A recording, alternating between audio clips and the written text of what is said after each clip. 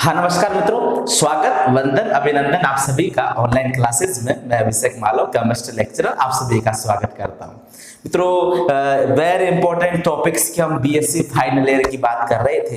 NMR spectroscopy हमारा topic running पर है और आज उसी रनिंग्स को हम आगे बढ़ाएंगे। आशा करता हूं कि आपको इसके प्रीवियस लेक्चर बहुत ही अच्छे लगे होंगे। हमने कोशिश करी है कि ज्यादा से ज्यादा मैटर हम आपको इस वीडियो लेक्चर में समझा सके ताकि आप विश्वविद्यालय की परीक्षाओं में अच्छे से अच्छे अधिक अंक प्राप्त कर सके। हमारी कोशिश लगातार रहेगी। इस समय रात्रि के 12:20 हो रहे हैं, लेकिन आपको लग नहीं रहा होगा। क्लियर? हम आपके लिए प्रयास करते हैं दिन रात आप केवल अपने स्टडी को रेगुलर रखिए। तो आज के इस वीडियो लेक्चर में हम वेरी इंटरेस्टिंग टॉपिक और सबसे महत्वपूर्ण टॉपिक की बात करने वाले हैं। कंफ्यूजिंग वाला टॉपिक है, लेकिन अगर आप मेरे साथ इस वीडियो में एंड तक बने रहते हैं तो मैं दावा करता हूं कि आपको इस वीडियो लेक्चर का एक एक हिस्सा 100% समझा करके जाऊंगा। तो चलिए शुरुआत करते हैं आज इस वीडियो लेक्चर की। देखें, आज का हमारा जो वीडियो लेक्चर रहेगा इसका टॉपिक क्या है? Shielding and deshielding. ये शब्द हम पहले काम में ले चुके हैं भाई, शिल्डिंग और डीशिल्डिंग। अब आज इसको हम डिटेल में पढ़ेंगे कि वास्तव में प्रोटॉन की शिल्डिंग और प्रोटॉन की डीशिल्डिंग, या यूं कहे न्यूक्लियाई की शिल्डिंग या फिर न्यूक्लियाई की डीशिल्डिंग क्या होती है वो हम अच्छी तरह से समझा पाएंगे। क्लियर हो गई बात? अब देखो क्या कंडीशन है। हम बात कर रहे हैं किसकी शिल्डिंग? या तो वह कहेगा न्यूक्लियाई की शिल्डिंग या वह कहेगा प्रोटॉन की शिल्डिंग। क्लियर हो गई बात? या तो न्यूक्लियाई की या प्रोटॉन की शिल्डिंग और डीशिल्डिंग की बात करने वाले हैं। क्लियर हो गई बात? अब देखो, पहली बात तो ये समझो कि जो एनएमआर स्पेक्ट्रा हमें प्राप्त होता है वह एप्लाइड मैग्नेटिक फील्ड की प्रेजेंस में प्राप्त होता है। जब तक हम बाह्य चुंबकीय क्षेत्र नहीं लगाएंगे तब तक हमें एनएमआर स्पेक्ट्रा प्राप्त नहीं होगा। यानी कि माइंड में एक चीज ये क्लियर कर ले कि अगर एनएमआर स्पेक्ट्रा प्राप्त करना है तो एक्स्ट्रा मैग्नेटिक फील्ड आपको लगाना पड़ेगा। क्लियर हो गई बात? पहला पॉइंट ये ध्यान में रखिएगा। क्लियर? अब देखो, जब न्यूक्लियाई रोटेट करता है तो फर्स्ट पॉइंट तो आप क्या याद रखोगे कि जो एनएमआर स्पेक्ट्रा होता है, आराम से समझते चलना भाई, कि NMR spectra applied magnetic field की प्रेजेंस में प्राप्त होता है। NMR spectra applied magnetic field की प्रेजेंस में प्राप्त होता है। क्लियर? यानी कि जब एप्लाइड मैग्नेटिक फील्ड का मतलब समझ रहे हो, एक्स्ट्रा मैग्नेटिक फील्ड। क्लियर? जिसको हम किससे लिखते थे? H0 से। ठीक, ये पहला पॉइंट याद रखना। दूसरा पॉइंट क्या होगा कि जब न्यूक्लियाई रोटेट करता है, जब न्यूक्लियाई रोटेट करता है तो वो एक मैग्नेट की भांति व्यवहार करता है। किसकी भांति? जब न्यूक्लियाई या प्रोटॉन रोटेट करता है, जब न्यूक्लियाई या प्रोटॉन रोटेट करता है तो फिर क्या कंडीशन होगी उसको समझो कि जब न्यूक्लियाई या प्रोटॉन रोटेट करता है तो उसके द्वारा मैग्नेटिक फील्ड उत्पन्न किया जाता है। क्लियर बात? जब प्रोटॉन रोटेट करता है तो उसके द्वारा मैग्नेटिक फील्ड उत्पन्न किया जाता है। क्लियर हो गई बात? अब देखो, इसलिए यह न्यूक्लियाई एक छोटे चुंबक की भांति व्यवहार करने लगता है। ये सेकंड पॉइंट आप ध्यान में रखना। क्लियर हो रही है बातें? अब देखो, थर्ड पॉइंट एक बात और याद रखना कि भाई अगर कोई स्पीसीज है तो उसमें प्रोटॉन भी होंगे और उसमें इलेक्ट्रॉन भी होंगे। प्रोटॉन का मतलब समझ रहे हो? नाभिक की बात हो रही है। क्लियर हो गई बात? प्रोटॉन का मतलब क्या है? नाभिक की बात हो रही है। तो इलेक्ट्रॉन उस नाभिक के चारों ओर क्या लगाएगा? चक्कर लगाएगा। भाई आ रही है बातें समझ में? तो ध्यान में रखना कि न्यूक्लियाई या प्रोटॉन के चारों ओर न्यूक्लियाई या प्रोटॉन के चारों ओर सिग्मा इलेक्ट्रॉन्स, कौन से इलेक्ट्रॉन, सिग्मा इलेक्ट्रॉन क्या करते हैं, चक्कर लगाते हैं। तो प्रोटॉन के चारों ओर कौन चक्कर लगाते हैं, सिग्मा इलेक्ट्रॉन चक्कर लगाते हैं। क्लियर हो गई बात। अब अगर इलेक्ट्रॉन चक्कर लगा रहे हैं, मैंने पहले बताया था आपको, कोई भी वस्तु हो अगर वह रोटेट करेगी तो मैग्नेटिक फील्ड उत्पन्न होगा। कोई भी वस्तु हो अगर वह रोटेट करेगी तो मैग्नेटिक फील्ड उत्पन्न होगा, फिर चाहे प्रोटॉन हो चाहे इलेक्ट्रॉन हो। क्लियर हो गई बात। तो देखो प्रोटॉन के चारों ओर कौन चक्कर लगाते हैं, इलेक्ट्रॉन चक्कर लगाते हैं। आ रही है बात समझ में। अभी इलेक्ट्रॉन चक्कर लगाएगा तो इलेक्ट्रॉन भी क्या उत्पन्न करेगा, मैग्नेटिक फील्ड उत्पन्न करेगा। क्लियर। अब देखो क्या कंडीशन है, इलेक्ट्रॉन चक्कर लगाते हैं तथा इस इलेक्ट्रॉन द्वारा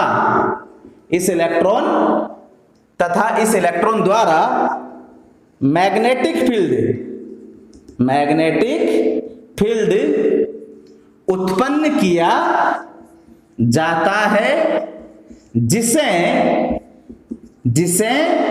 इंड्यूस्ड मैग्नेटिक फील्ड कहा जाता है।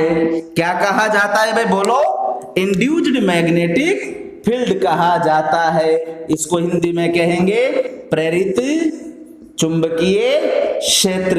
किसके द्वारा, इलेक्ट्रॉन द्वारा। क्लियर हो रही है बातें। सब चीजों को समझते हुए चलो, आसानी से समझ में आ जाएगा। क्लियर। तो प्रोटॉन के चारों ओर सिग्मा इलेक्ट्रॉन चक्कर लगाएंगे और उस सिग्मा इलेक्ट्रॉन के द्वारा एक चुंबकीय क्षेत्र उत्पन्न होगा, जिसे क्या कहा जाता है, प्रेरित चुंबकीय क्षेत्र कहा जाता है। यहां तक आई बातें समझ में। अब देखो मैं इसको डायग्राम से बताता हूं। क्लियर।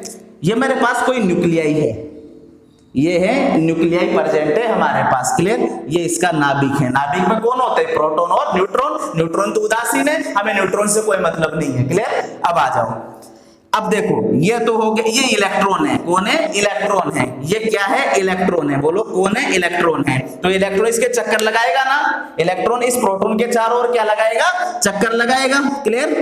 ये इलेक्ट्रॉन इसके चारों ओर क्या लगाता है, चक्कर लगाता है। आ रही है ना बातें समझ में। अब देखो ये इलेक्ट्रॉन जब चक्कर लगाएगा तो इलेक्ट्रॉन के द्वारा एक चुंबकीय क्षेत्र उत्पन्न किया जाता है। तो वो चुंबकीय क्षेत्र कैसे उत्पन्न होता है उसको समझना है भाई आपको। क्लियर। वो ऐसे उत्पन्न होता है, ऐसे। ये ऐसे हमेशा याद रखना, हमेशा यहां से निकालना है आपको। ये क्लियर। ये ऐसे, ये ऐसे याद रखना। क्लियर। इसकी डायरेक्शन हमेशा ये रहेगी, इसकी डायरेक्शन हमेशा ये रहेगी। तो ये क्या हो गया, इलेक्ट्रॉन के द्वारा उत्पन्न होने वाला प्रेरित चुंबकीय क्षेत्र। ये हो गया इंड्यूस्ड मैग्नेटिक फील्ड, जो किसके द्वारा उत्पन्न हुआ है, इलेक्ट्रॉन द्वारा। क्लियर हो गई बात। यहां तक सारी बातें आ रही है ना समझ में। ठीक है। अब देखो क्या कर रहे हैं कि इंड्यूस्ड मैग्नेटिक फील्ड उत्पन्न हो चुका है। क्लियर हो गई बात, समझ में आई बातें। क्लियर। अब देखो क्या कंडीशन है, यहां तक का आप एक स्क्रीनशॉट ले लो। एक बार और समझा देता हूं कि एनएमआर स्पेक्ट्रा हमेशा कब प्राप्त होता है, जब एक्स्ट्रा मैग्नेटिक फील्ड लगाया जाता है। न्यूक्लियाई कहो या प्रोटॉन कहो, ये रोटेट करता है तो उसके द्वारा मैग्नेटिक फील्ड उत्पन्न होगा, जो एक छोटे चुंबक की भांति व्यवहार करने लग जाता है। अब प्रोटॉन के चारों ओर या नाभिक के चारों ओर सिग्मा इलेक्ट्रॉन चक्कर लगाएंगे तो इलेक्ट्रॉन के द्वारा भी चुंबकीय क्षेत्र उत्पन्न किया जाएगा। उसे हमने क्या नाम दे दिया, प्रेरित चुंबकीय क्षेत्र, जो हमने इस प्रकार से बता दिया। क्लियर। इसका एक स्क्रीनशॉट ले लो भाई।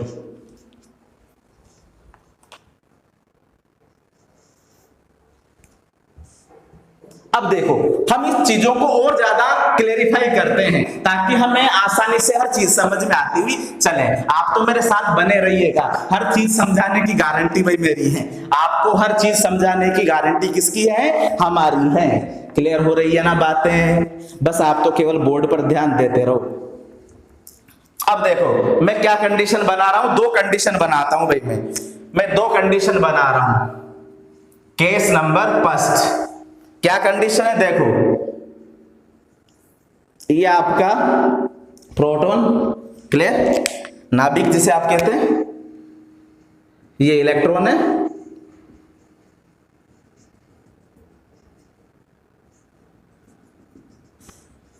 ये देखो, ठीक है, क्या कंडीशन है, इसकी डायरेक्शन आप ही बता देना। आ रही बात है समझ में? इसकी डायरेक्शन ये बता दी।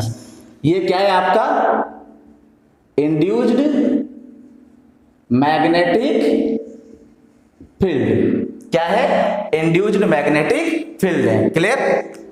अब देखो इंड्यूस्ड मैग्नेटिक फील्ड है। अब हम केस क्या ले रहे हैं समझो। केस फर्स्ट हम क्या ले रहे हैं, ये ले रहे हैं हम H नोट ऐसे लगा रहे हैं इस डायरेक्शन में, नीचे से ऊपर की ओर। क्लियर? नीचे से ऊपर की ओर। ये क्या है हमारा एक्स्ट्रा या अप्लाइड मैग्नेटिक फील्ड है भाई ये। क्लियर?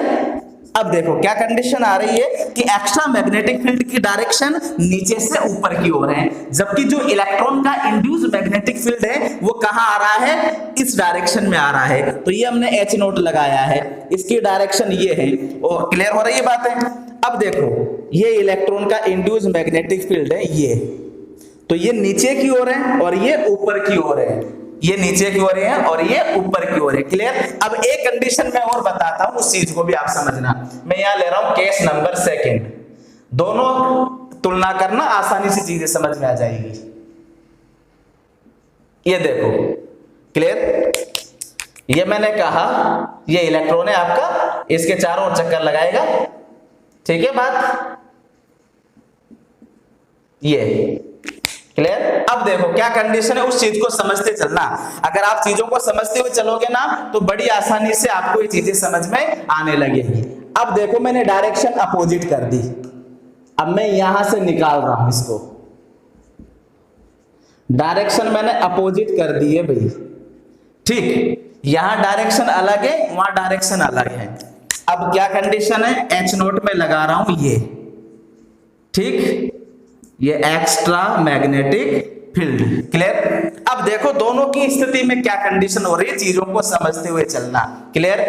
कि इंड्यूस मैग्नेटिक फील्ड की जो डायरेक्शन है ना वो नीचे की ओर है और अप्लाइड मैग्नेटिक फील्ड की डायरेक्शन ऊपर की ओर है। क्लियर हो गई बात? ये आपका क्या है, प्रोटॉन है। ये कौन है आपका, न्यूक्लियाई। न्यूक्लियाई कहो या प्रोटॉन कहो। क्लियर? अब देखो क्या कंडीशन है कि जो एक्स्ट्रा मैग्नेटिक फील्ड है उसकी डायरेक्शन नीचे से ऊपर की ओर है और जो इंड्यूस मैग्नेटिक फील्ड है उसकी डायरेक्शन नीचे की ओर है। क्लियर हो गई बात? अब देखो ये जो एक्स्ट्रा मैग्नेटिक फील्ड लग रहा है ये यहां इसका सामना करना पड़ेगा क्योंकि दोनों की डायरेक्शन क्या है, अपोजिट है। तो इस केस में क्या है कि इंड्यूस्ड मैग्नेटिक फील्ड और अप्लाइड मैग्नेटिक फील्ड की डायरेक्शन क्या है, अपोजिट है। इन दोनों की डायरेक्शन क्या है, अपोजिट है। और अगर डायरेक्शन अपोजिट आ रही है तो फिर क्या होगा, ये देखो ये एक्स्ट्रा मैग्नेटिक फील्ड किस पर लग रहा था, प्रोटॉन पर लग रहा था, लेकिन इसका सामना कौन कर रहा है, ये इंड्यूस्ड मैग्नेटिक फील्ड कर रहा है। तो क्या होगा, डायरेक्शन क्या है, अपोजिट है। अतः इंड्यूस्ड मैग्नेटिक फील्ड द्वारा अप्लाइड मैग्नेटिक फील्ड को कुछ मात्रा में कैंसल कर दिया जाता है। क्लियर हो रही है बात? दोनों की डायरेक्शन अपोजिट है, ये नीचे की ओर है, ये ऊपर की ओर है। तो इंड्यूस्ड मैग्नेटिक फील्ड इस एक्स्ट्रा मैग्नेटिक फील्ड को क्या कर देता है, कैंसल कर देता है। क्लियर हो रही है बात है? कैंसल कर दिया भाई अब इसको। क्लियर हो गई बात? तो इसका मतलब ये हुआ कि न्यूक्लियाई पर या प्रोटॉन पर जितना एक्स्ट्रा मैग्नेटिक फील्ड लगना चाहिए था अब उतना नहीं लगेगा। क्लियर कर दिया जाता है। अतः अब न्यूक्लियाई या प्रोटॉन पर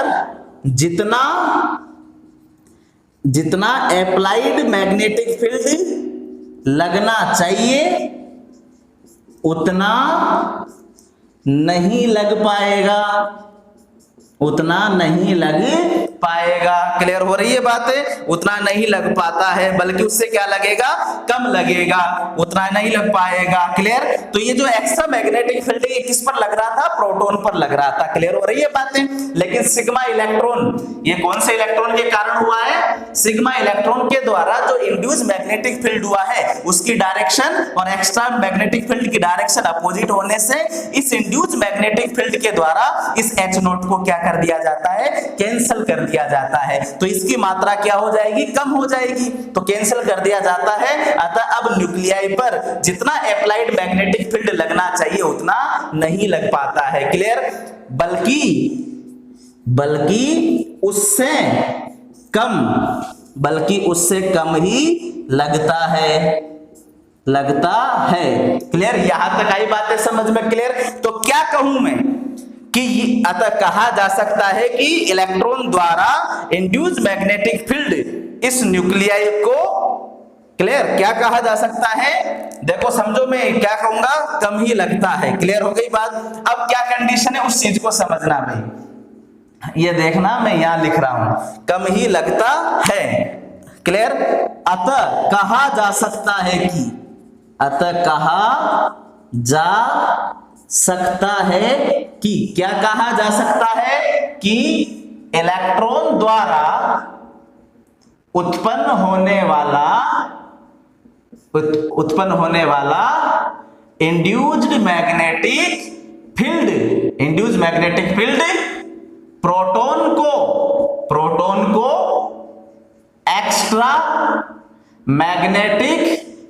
प्रोटॉन को एक्स्ट्रा मैग्नेटिक फील्ड से बचाता है, प्रोटॉन को एक्स्ट्रा मैग्नेटिक फील्ड से प्रोटेक्ट करता है, बचाता है।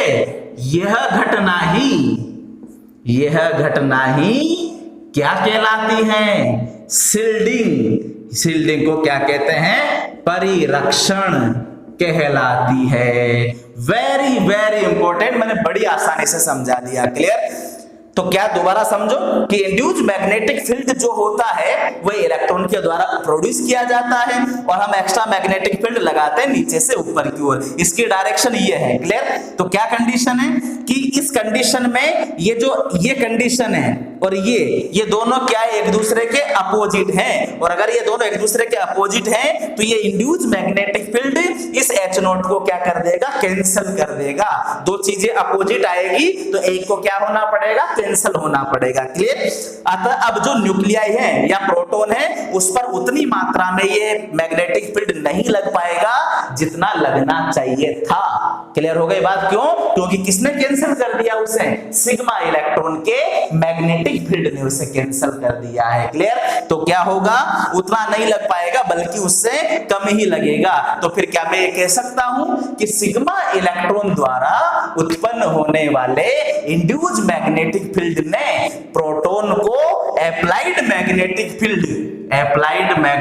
फील्ड से बचा लिया, और बचाने की यह घटना ही क्या कहलाती है, शील्डिंग कहलाती है। आ रही है बात समझ में? ध्यान में रखना भाई इस पॉइंट को। क्लियर? अब देखो सेकंड केस पर आ जाओ, इसका जस्ट अपोजिट है भाई, इसका जस्ट अपोजिट है। यहां क्या हो रहा है चीजों को समझना। ये देखो यहां पर क्या हो रहा है, ये इंड्यूस्ड मैग्नेटिक फील्ड है आपका, कौन सा है, इंड्यूस्ड मैग्नेटिक फील्ड, किसके द्वारा, सिग्मा इलेक्ट्रॉन के द्वारा। क्लियर? अब देखो यहां दोनों की डायरेक्शन सेम है, ये भी अंदर जा रहा है, ये भी ऊपर जा रहा है, जबकि वहां अपोजिट थी। क्लियर? जबकि यहां डायरेक्शन क्या है, सेम डायरेक्शन है, नीचे से ऊपर की ओर। तो यहां क्या लिखेंगे, यहां लिखेंगे कि चूंकि इंड्यूस्ड मैग्नेटिक फील्ड व अप्लाइड मैग्नेटिक फील्ड दोनों की डायरेक्शन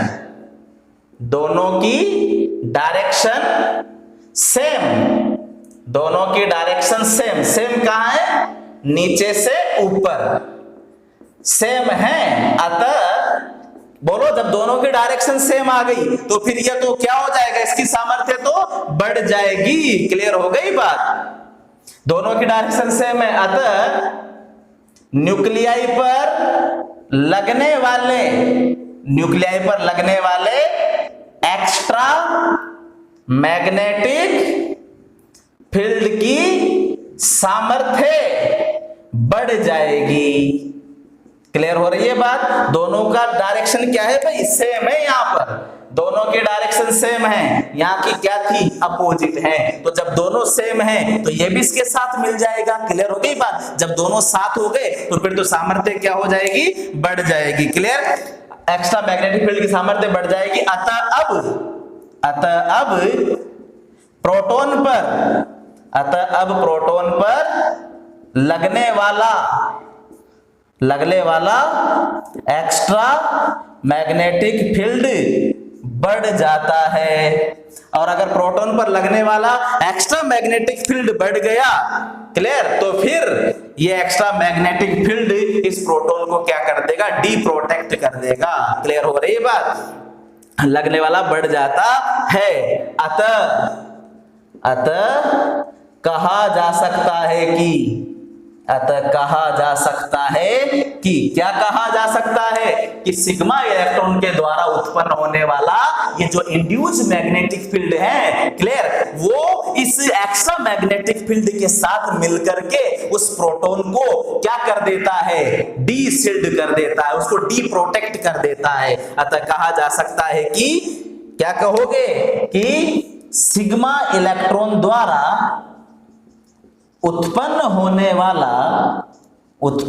वाला induced magnetic field extra magnetic field के साथ मिलकर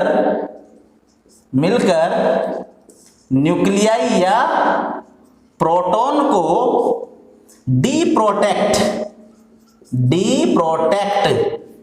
ये ध्यान में रखना, क्या कर देता है? D protect. यहां तो बचा रहा था, यहां प्रोटेक्ट कर रहा था। क्या कर रहा था?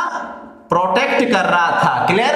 यहां क्या करता है? डी प्रोटेक्ट करता है, जिसे ही क्या कहा जाता है? डी शील्डिंग, यानी कि विपरिरक्षण कहते हैं। ये हो गया आपका सारा पॉइंट। आ रही बात समझ में? सारी जितनी भी थी वो मैंने आपके सामने रिप्रेजेंट कर दी भाई। क्लियर? ये बातें ध्यान में रखना। अब चीजों को समझो कि क्या कहा जा रहा है दोनों केस में। देखो क्या कंडीशन है। केस फर्स्ट में तो इंड्यूस मैग्नेटिक फील्ड और एक्स्ट्रा मैग्नेटिक फील्ड की डायरेक्शन अपोजिट थी। क्लियर? और अगर अपोजिट हैं तो क्या होगा? ये जो इंड्यूस मैग्नेटिक फील्ड है ये इसको कैंसिल कर देगा। तो फिर जितना H0 प्रोटॉन पर लगना चाहिए उतना नहीं लग पाएगा। क्लियर? इसका मतलब क्या हो जाएगा? उससे कम लगेगा। क्लियर हो रही है बात? तो क्या कहें कि सिग्मा इलेक्ट्रॉन द्वारा उत्पन्न होने वाला जो इंड्यूस मैग्नेटिक फील्ड है वो प्रोटॉन को एक्स्ट्रा मैग्नेटिक फील्ड से प्रोटेक्ट कर रहा है। क्या कर रहा है? प्रोटेक्ट करता है। बस यह प्रोटॉन को बचाने की घटना ही क्या कहलाती है? शील्डिंग कहलाती है। परिरक्षण का मतलब क्या हो गया? Proton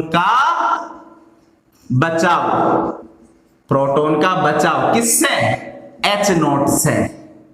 clear? ये ध्यान में रखना। जबकि वहां क्या हुआ? वहां दोनों की डायरेक्शन क्या थी? सेम हो गई। अरे भैया जब दोनों की डायरेक्शन सेम हो जाएगी तो वो तो बढ़ जाएगा ना। क्लियर? तो इसके सामर्थ्य क्या हो जाएगी? बढ़ जाएगी। यहाँ कैंसिल नहीं हो रहा बल्कि बढ़ा रहा है। तो यहाँ एक्स्ट्रा मैग्नेटिक फील्ड की सामर्थ्य क्या हो जाती है? बढ़ जाती है। अतः अब प्रोटॉन पर लगने वाला जो चुंबकीय